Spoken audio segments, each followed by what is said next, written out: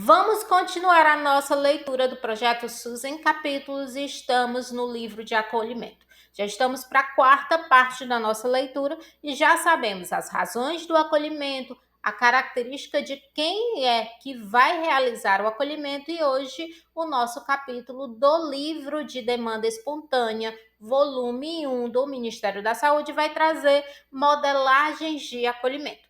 Mas o que ele realmente fala bem de início para a gente entender que não existe uma forma única ou uma forma melhor para acolher a demanda espontânea. Por quê? Porque há modos de receber e escutar os usuários de formas diferentes. Então, o que ele traz aqui são ofertas de 3 tipos de acolhimento e vocês devem, equipe, estudar, analisar e fazer o seu processo de acolhimento.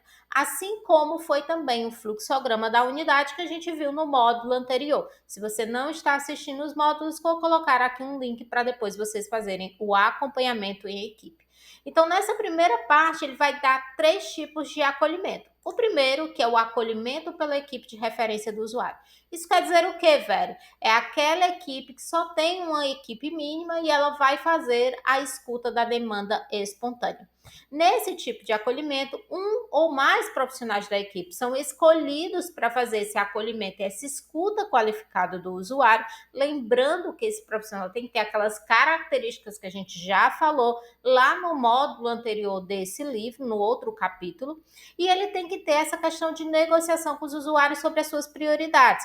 Ou seja, é ali naquele acolhimento que aquele profissional da equipe vai definir se o usuário vai ser atendido no mesmo dia ou não, de acordo com as características que aquele usuário trouxe para o atendimento.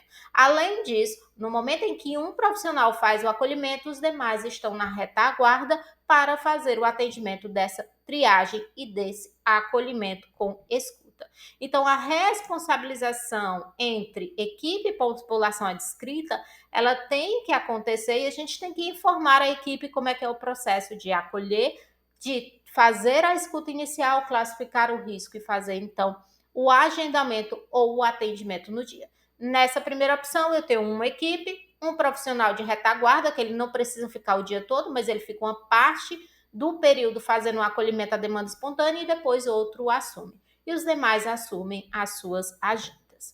A equipe de acolhimento do dia já é um processo diferente, é quando eu tenho mais de uma equipe dentro de uma unidade de saúde, então eu posso pegar e dividir essa equipe. Então, vou ter profissionais para o acolhimento do dia. E ele pode fazer o acolhimento de todas as equipes e o direcionamento dessas equipes, e não apenas da equipe dele. Isso só pode ser realizado quando eu tenho 2, 3 ou mais equipes dentro de uma mesma estrutura de atenção primária em saúde.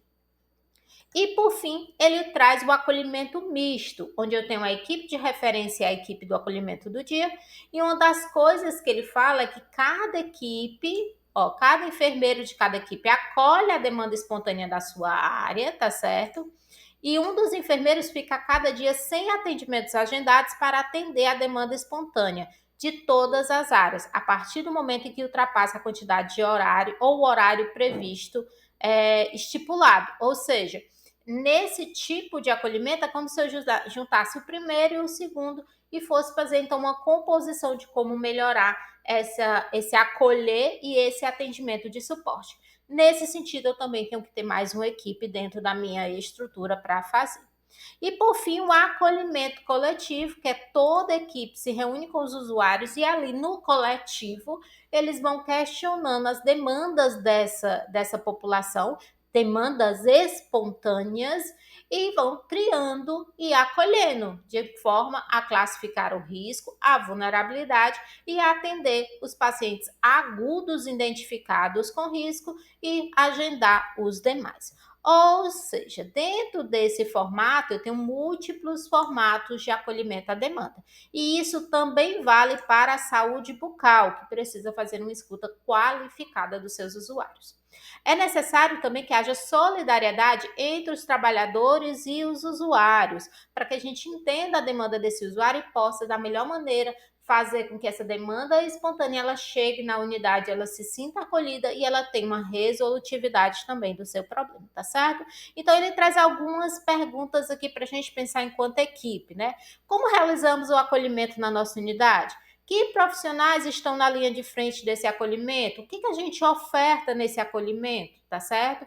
Como é que a gente distribui essas ofertas ao longo do dia e no decorrer da semana? Qual o perfil dessa demanda espontânea? O que as pessoas que estão chegando cedo na unidade estão demandando? Quantas são, com quantos grupos de demanda? Essa distribuição varia ao longo do dia ou tem certos padrões? A partir do momento que você estabelece uma rotina de acolhimento, você consegue, então, entender as principais necessidades da sua população que vem de demanda espontânea. Então, nesse capítulo, nós vimos 4 tipos de acolhimento, que vai depender muito da característica dessa equipe. Já avalia com a sua equipe a melhor que se adequa. Pega o livro aqui no link que eu estou deixando para ler na íntegra todos esses pontos. E no próximo momento, nós vamos trabalhar então como classificar e como avaliar a vulnerabilidade dessa população dentro do acolhimento. Então, espero você já no nosso próximo SUS em Capítulos.